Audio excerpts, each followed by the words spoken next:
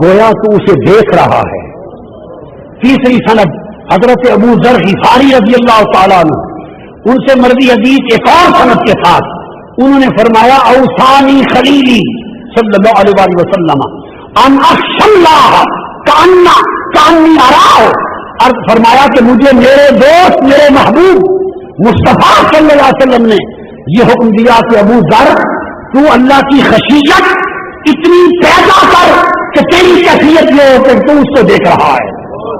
اور چوتھی سند حضرت زید بن ارقم کی، وہ اپنی سند سے روایت کرتے ہیں آقا نے فرمایا کون انسان کیا ہے، کون کأنک تراہ، پہلے فرمایا عبادت یوں کر گویا اسے دیکھ رہا ہے، پھر فرمایا ہر عمل ایسا کر دے، ہر عمل ایسا کر دے کہ اپنے آپ کو خیر سمجھ کے نکال لے. تیرا کوئی عمل نہ اپنی بادشاہت کے لیے ہو، نہ اپنی خودی کے لیے ہو، نہ اپنی عزت کے لیے ہو، نہ اپنی پیشوائی اور رہبری منوانے کے لیے ہو، نہ دنیا سے عزت پانے کے لیے ہو، نہ سلام لینے کے لیے ہو، نہیں اس طرح عمل کر صرف اللہ کے لیے ہو کہ وہ تجھے دیکھ رہا ہے. پھر فرمایا ہر وقت ایسی خشیت پیدا کر کہ وہ اللہ تجھے دیکھ رہا ہے. اور آخری بات زید بن ارقم نے فرمایا، سند سے حضور نے فرمایا کن کأنک تراہ، بندے تو سراپا ایسا ہو جا کہ گویا تو اس کو دیکھ رہا ہے.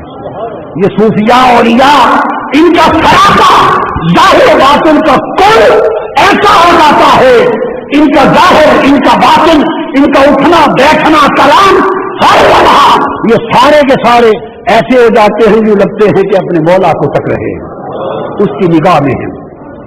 جب یہ اپنے آپ کی نفی کر دیتے ہیں، اپنے آپ کی نفی کر دیتے ہیں تو پھر اس کی نگاہ میں رہتے ہیں. یہ مقام ثنا کی وادی عبور کر کے بقا کو جاتے ہیں. حضرت خواجہ باقی باللہ رحمۃ اللہ علیہ، ان سے کسی مرید نے پوچھا حضور ثنا اور بقا کیا ہے؟ فرمایا کہ جو میرا جنازہ پڑھانے آئے گا یہ مسئلہ اس سے پوچھ لینا. جب آپ کے جنازے کا وقت آیا آپ نے وصیت فرما دی میرا جنازہ وہ پڑھائے، پوری عمر جس کی ایک رات کی تہجد قضا نہ ہوئی ہو.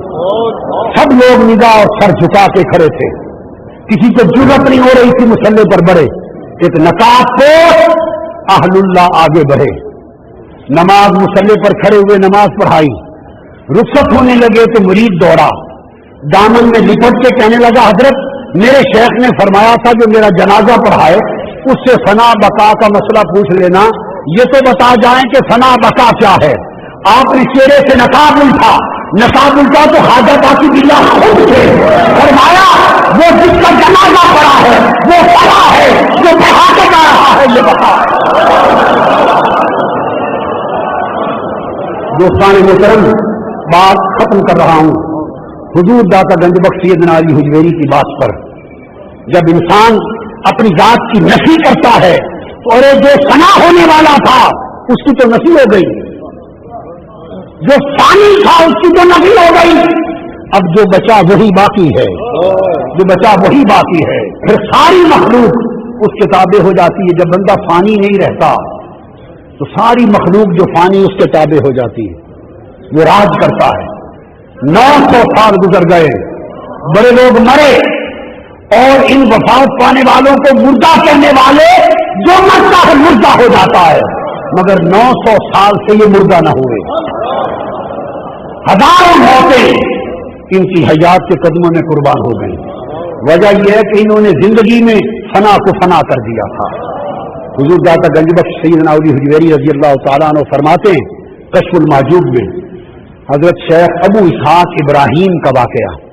شیخ ابو اسحاق ابراہیم روایت کرتے ہیں کہ میں اپنے اوائل احوال میں روحانی ترقی کے سفر کے شروع کے زمانے میں حضرت شیخ مسلم المغربی کی زیارت کے لیے گیا. مغرب میں شیخ مسلم المغربی کی زیارت کے لیے. فرماتے جب آگے داخل ہوا آپ نماز پڑھا رہے تھے اور الحمد شریف شروع کی تھی. وہ چونکہ مغرب کے رہنے والے تھے، مغرب کے لوگ پرانے بربر تھے، یہ عرب سے تھے. تو فرماتے جب میں نے سنا قرات کو، لہجے کو، تجوید کو، مخارج کو، تو میں نے دیکھا کہ غلط پڑھ رہے ہیں عربی مخارج کے اعتبار سے. تو میری طبیعت میں کوشش ہوئی کہ لمبا سفر طے کر کے اس کی شہرت سن کے آیا، سفر اور محنت برباد گئی. میں وہیں سے ہٹ گیا. شیخ مسلم مغربی کہتے کمرے میں چلا گیا. میں پھر دریا فرات کے کنارے گیا صبح کی نماز کے لیے وضو کرنے. جب وضو کر کے پلٹا تو شیر ایک سو رہا تھا. وہ میری آہٹ سن کے جاگ پڑا. اتنے میں دوسرا شیر جاگ پڑا. 2 شیر ہنگارتے ہوئے میرے پیچھے ہو لیے. دوڑ کے میں حضرت شیخ ابو اسحاق ابراہیم فرماتے ہیں کہ شیخ مسلم مغربی کے حجرے کے سامنے آ کے پناہ لی. شیروں کا شور سن کر اور میری آہوزاری سن کے آپ باہر نکلے. جب دیکھا کہ شیر منہ پھاڑ کے کھڑے ہیں آپ مسکرا پڑے. آگے بڑھ کے شیروں نے آپ کو دیکھا تو وہ سر جھکا کے کھڑے ہو گئے, سر جھکا کے. اور آپ آگے بڑھے, دونوں شیروں کے کانوں سے پکڑ لیا اور کان مروڑ کر ایک تھپڑ مارا اور کہا اللہ کے کتوں تمہیں کہا نہیں میرے مہمانوں کو تنگ نہ کیا کرو.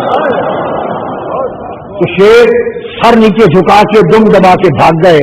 میں نے پوچھا حضرت یہ کیا ماجرا ہے؟ فرمایا تم مخلوق کے لیے عمر بھر اپنا ظاہر بناتے رہتے ہو, اس لیے مخلوق سے ڈرتے ہو. تم مخلوق کے لیے ظاہر سنوارتے رہتے ہو, ظاہر بناؤ سنگار کرتے ہو, اس لیے خالق سے ڈرتے ہو. اور ہم نے خالق کے لیے اپنا باطن سنوار لیا ہے, ظاہر کو مار دیا ہے, باطن سنوار دیا ہے. اس لیے مخلوق ہم سے ڈرتی ہے, ہمارے تابع ہو جاتی ہے. تو جن لوگوں نے اس وادی کا سفر نہیں کیا ان کی سمجھ میں نہیں آتا کہ یہ عرس کیوں ہیں. یہ عرس ان اللہ والوں کا ذکر ہے, اور وہ اس ذکر کو اس لیے ختم نہیں کر سکتے کہ حضور داتا گنج بخش کا ذکر اللہ کی عزت کی قسم یہ ولی کا ذکر نہیں, یہ خود خدا کا ذکر ہے. مسند امام احمد بن حنبل, میرا خطاب ختم, جو حدیث سنا رہا ہوں بس. مسند احمد بن حنبل میں روایت ہے. امام طبرانی نے المعجم الاوسط میں روایت کی, مسند البزار نے روایت کی, امام بہقی نے روایت کی, مجموع الزوائد میں حسمی نے روایت کی, تمام ائمہ اور محدثین نے روایت کی حدیث. آقا علیہ السلام نے فرمایا ان اولیائی من عبادی واحبائی من خلقی الذین یذکرون بذکری واذکر بذکرہم. فرمایا میرے بندوں میں میرے اولیاء ہوتے ہیں اور میری مخلوق میں میرے احبا محبوب ہوتے ہیں. میرے ولیوں اور محبوبوں کی پہچان یہ ہے کہ یذکرون بذکری, اگر میرا ذکر کیا جائے تو ان کا ذکر ہو جاتا ہے. وہ اذکر بذکرہم, اور اگر ان کا ذکر کیا جائے تو وہ میرا ذکر ہو جاتا ہے. تو خدا کا ذکر ان کا دل کی یاد دلاتا ہے, ان کا ذکر خدا کا ذکر تک پہنچاتا ہے. اس لیے ولیوں کی اور ولی داتا داتا داتا اور فرید فرید فرید یہ نعرے لگانا یہ بندوں کا ذکر نہیں ہے, ان میں ذکر کی آئی میں خود خدا کا ذکر ہے. اللہ رب العزت ہمیں اس پر قائم اور دائم رکھے اور اس کا فیصلہ کرے.